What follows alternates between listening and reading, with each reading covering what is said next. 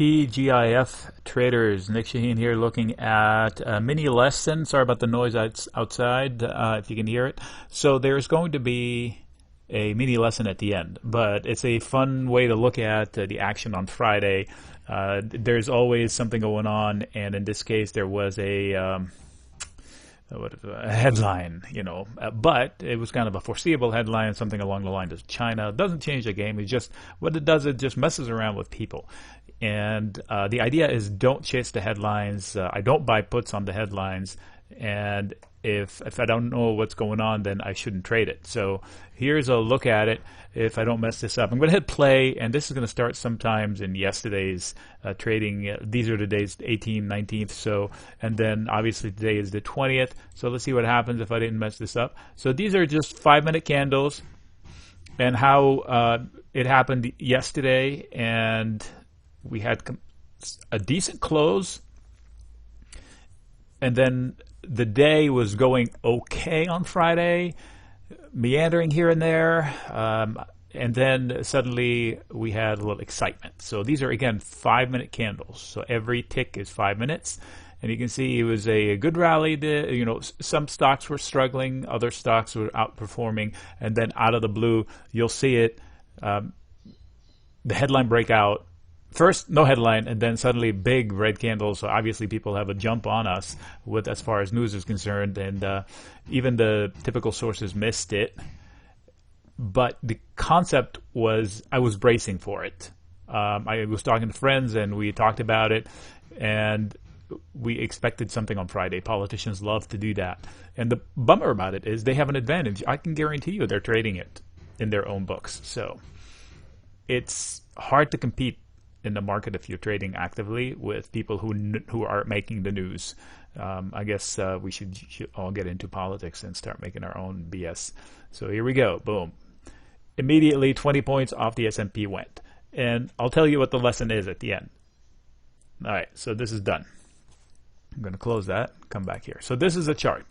The market's still open, by the way. So we're looking at it. This was the headline tick. First of all, there are some lessons in the levels themselves. So I'm going to mark it up just so I can explain it. Now, these are short-term comments, but they apply to any time frame on the charts. So we had a lull, 5 minutes each. So they tried to break below it. They came back to it, and you can see the edges of it. And this is the sticky point. This is where they fought the hardest. So this period of time we're looking at, this is where they fought the most, and this is where they fought the hardest. Bulls and bears agreed the most right there. So this is a line to look at, to pay attention. They came back to it and then went above it, bounced at it. That wasn't a coincidence. They tried to hold it, but lower highs, banging on a floorboard. When the floorboard gives, now the bears have control, the sellers, I should say, because bulls can sell too.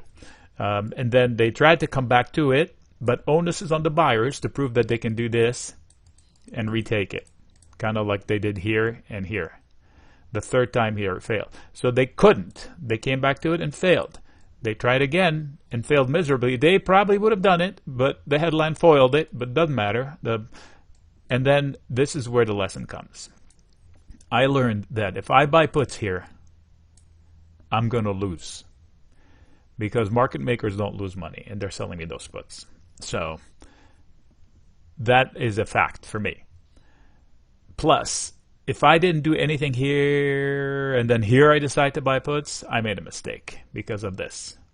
This was proven support until it's not. So this here, little fizzle, nobody was able to catch puts right here. This was like a... So if they bought at the bottom, they bought here. And that's the place where not to buy. That's where the shorts sell. They close, they cover, sorry. So they close their positions. So if I was short here, this is where I book my profits. And this is where I probably would get into a long to catch this. Now the half back is the natural place to stall. So they bounced right here, and they're stalling right here. They're fighting for it. If they get it to here, then the bulls are back, the buyers are back in control. for the short term. All this is short term, but it all applies. If we were looking at days, I wouldn't say short term. I would just say it emphatically, because these are this is the same concept. All right, so that's the point. The lesson is, A, I don't buy in the whoosh. I'm guaranteed losses. And then most 90% of the time, most often, I don't have the statistic, but every time I look at it, that's what happens. Plus, I should look left and see if that was a proven support zone. If not, then I should probably wait out a few candles. It's not going to matter much. That is lesson 1. Lesson 2 is pay attention to the levels. So this dip, half of it is about here. If they stall here, that's fine. I don't start chasing along here because that's half. I expect them to stall. Fibonacci, the 50% retracement, right? That's it right there. All right, so what now? Let me switch back to the ES, which is the futures contract, and let me go to a longer time frame, 240. So this is independent of what I just said. All right, so this is 4-hour candles to tell me what the heck's going on. This was the August correction, and this is the collection right now of price action. So where do we stand? Are we going higher or what? Without any headlines, new headlines that change the game, these China headlines don't change the game because they've been ongoing for a while. I expect higher prices, but that's my own thesis. So what we saw here, that's the candle we just looked at today.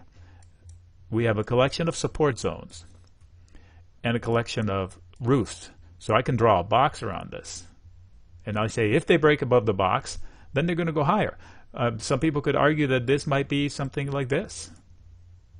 So I could see 3080, 3100, 3150, 3200, all depends on the time frame and the person's thesis. That's my own perspective on it. So I'm going to take it out so not the cluster make more noise. So back to levels. If I look left, this level is R here, right? So now it has been proven as support zone.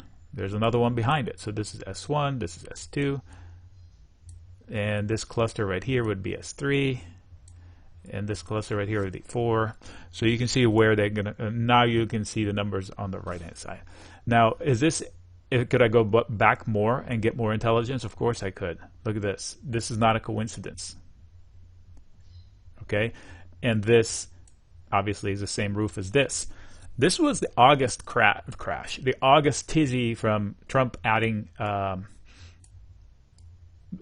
pitching in 10% on the rest of the imports from China, tariffs. And then we recovered from it, and then we fell apart on their second note somewhere. So anyway, this was the August correction. So that's the scene of the crime. And we're stuck at it. It's pretty sticky because a lot of people fought it hard. In fact, that orange line is where they fought the hardest. For what we're looking at, most of the action happened here. That's what that volume profile tells me. Inside this value, they call this a value area. There's a value area low, value area high. Say that fast. And this is the point where they both agreed the most and fought the hardest at it. So these are important levels to trade. So this is a separate note than the first part. The first part on the shorter time is to look at levels and what not to do in times of, quote, headlines.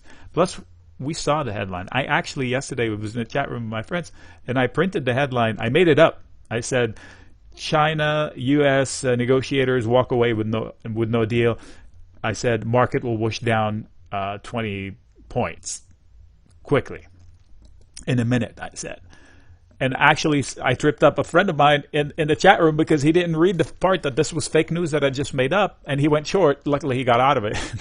But I printed that yesterday in anticipation. I said, that's what they're going to do today because the VIX is so low, and it's Friday, and politicians just love to get the last word in. So don't trade the headlines. It's bunk unless they say something completely different, like we no longer will have gas in the world, or some, God forbid, some terrorism act somewhere that changes the game. These piddly crap headlines about the same issues is just a way of news, the media making money off of the headline and the market and turmoil segments and all that. All right, Nick, signing out.